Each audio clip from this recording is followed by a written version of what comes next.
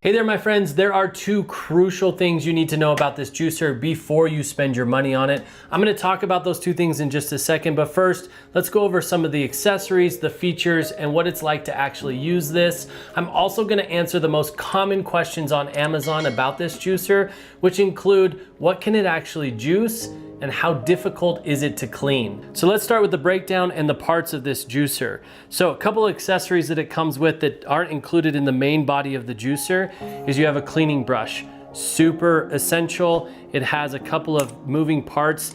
This brush is built to fit the exact parts of the juicer and to assist in the cleaning. So you want to hold on to this. It's super handy. You also have the plunger. Now, one of the unique things about this juicer is that you don't have to be pushing every single piece of fruit or vegetable into this juicer individually. That's one of the reasons that I absolutely love it. But if for some reason you do need to move things around in the hopper or push things down in, this is here for you. It has a rubber tip, so there's a little auger inside of here that moves around to push things down in, and if that gets knocked, it's not going to break anything. Everything's going to be safe, and you're going to be safe as long as you keep your hand up here at the top of the plunger. You also have a sorbet strainer right here if you want to take frozen fruits or vegetables if you wanted to, but I don't think you'd want to, and put this into the juicer. This will allow you to juice frozen fruits and create a sorbet, which is really nice. You also have a couple of catch cups. You have the pulp catch cup right here, and all of the discard is going to come out of this chute right here and into that cup. And then you have the juice cup right here with a pour spout and a measuring ingredients or measure marks on the side of the cup.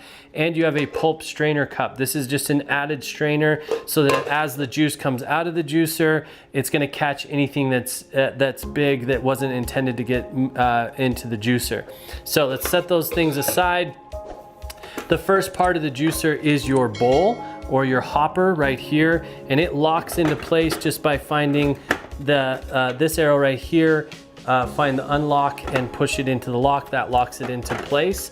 It has a lid right here that locks down. It also has a hole here so you can look down. Even with the lid on, you can look down in and see what's going on. Inside of here, like I mentioned, you have this auger that moves around just like this. So what that does is it rotates your smaller pieces of fruits and vegetables to move them down into the area that it feeds into the actual juicer. Next, you have your straining basket and your spiral piece. I don't know what this thing is called, but this is what actually pushes against the side of the strainer, pushes the juice out, and works the pulp down to the bottom. This is heavy duty. It is directional, so you've got these pieces right here that become the drivetrain of this thing. And then this is your juice strainer right here that goes inside of there and inside of the bottom basket.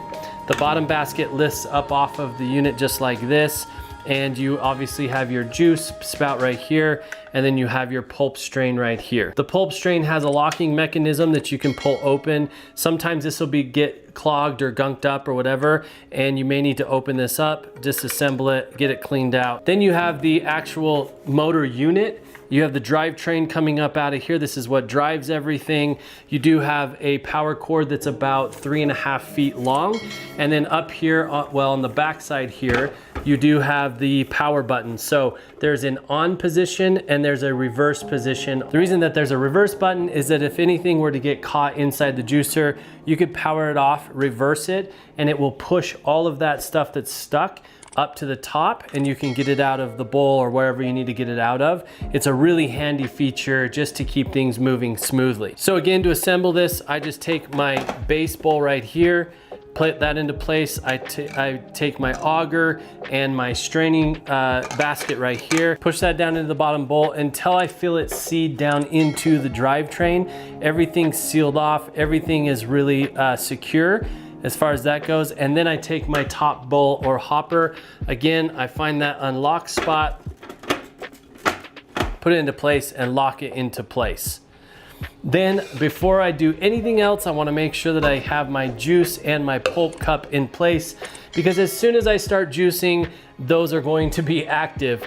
Oh, there's one thing I didn't mention is you can close off the juice chute right here too. You don't want to run the juicer while this is closed, but when this is getting full, you want to turn the juicer off, and then you'll want to close it or seal it off so that you can take the cup, pour all that juice into something else, or do whatever you need to do, and keep it closed until you have a cup back underneath it, and then you can open it up again to operate it. So I want to demonstrate how it works. I got a variety of softer and harder fruits and vegetables here. I've got carrots, celery, lemon, and green apple. And we're gonna feed all of this into the hopper as much as we can fit. And then we're gonna turn it on and let it do its thing. Like I said, one of the nicest things is I don't have to feed each individual fruit or vegetable into the juicer. If you've used one of those older style juicers, I can just take a whole bunch of stuff and dump it in. And it's gonna take care of itself. The capacity of this juice hopper is phenomenal. All right, so then I'm gonna close the top lid so nothing gets flung out of here. And then all I have to do is reach behind here and turn it on, and it starts the magic. So you can see it working, all the fruits and vegetables around in here. It's just slowly pushing them down. Then you have all the pulp that's getting fed out the bottom here, and it just gets pressure pushed out there. And then we have the juice coming out on this nozzle right here. You can see it filling into the cup, and it's going through our pulp strainer.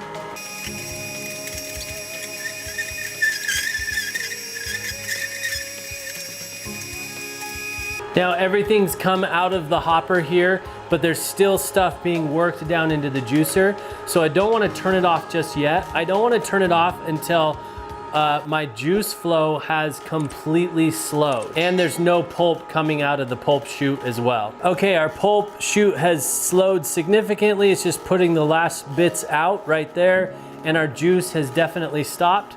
So I'm gonna go ahead and turn it off back here on the back. That's simple. And now it's time for cleaning. That's delicious. All right, for cleaning, the process is very simple. I just wanna take the basket off. I'll show you the inside of the basket here. It usually has a little bit of debris, chunks, things that didn't go through. So all I have to do here is just rinse this off, get all those chunks to run out the bottom, just like that.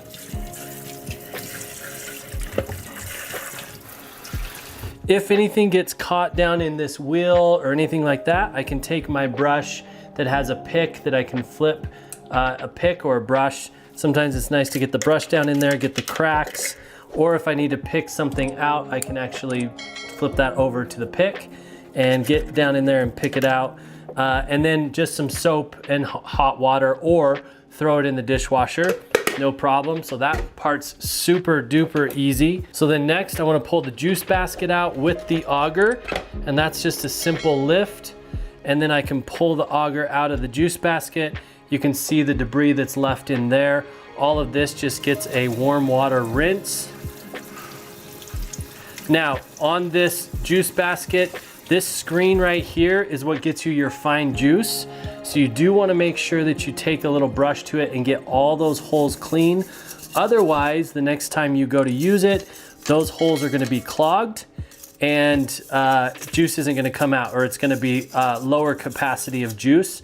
So I just give those a really good scrub with my brush, run some water on them, scrub them on the inside and outside. And again, a little soap and water, that's clean, or throw it in the dishwasher. The auger, same sort of thing. You can see all the stuff on here. Give this a good rinse. Might need a brush, might need to get into here inside, but all of that's really easy to rinse out, get clean. Again, soap and water, dishwasher. And then our final piece here is the lower basket. It's the one with the most debris in it. So you could take it over to the garbage can and kind of dump it out. I just like to grab it here and put it in my pulp cup, and then we can rinse that out just the same. I want to get the juice spout, I want to get all this. Now here's the thing, here's the trick here, is you can see all that pulp is still stuck down into the pulp chute right there. So I want to open up that pulp chute just like that and take this pulp out, get it all out, I'll usually just do this part with my hands until I get to the more detailed, crucial part, which is this area right here, which is where your pick tool comes in very handy. It's the perfect size to get into that pulp chute and push everything out, both from the top and the bottom. I can do that. And then a nice water rinse. And again, soap, water, or dishwasher, and it's clean. So simple, so easy to use. I hope this video has been helpful in deciding whether or not this is the right juicer for you. Thank you so much for watching. Peace, everybody.